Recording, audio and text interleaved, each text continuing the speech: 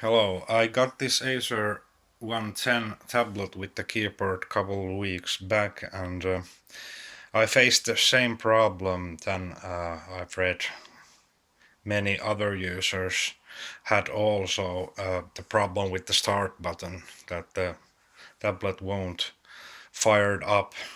Uh, I have a small solution about that. I don't know why it do that. I don't know what is the problem, what's causing it.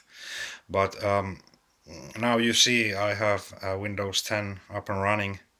Uh, I'm just turn it off now. It's not uh, plugged in. This tablet is not plugged in at the moment, so it's running by its battery. So I turn it off, and let's try to start it after this.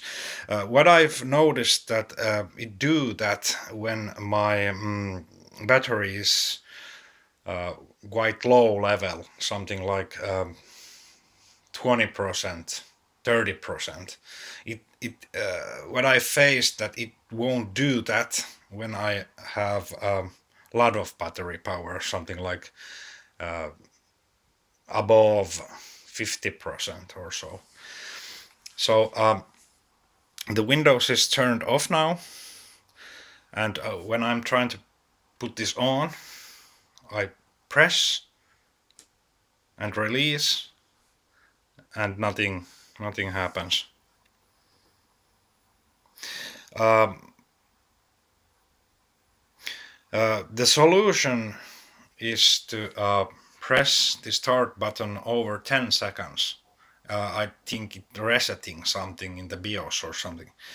Uh, 1, 2, 3, 4, 5, 6, 7, 8, 9, 10. Now I release the button, and after this I uh, push this button something like 1 second. And now it should come up. I don't know what's the problem. I don't know is Acer have or does Acer have some sort of fix this, but I think this is something to do with BIOS or firmware or something.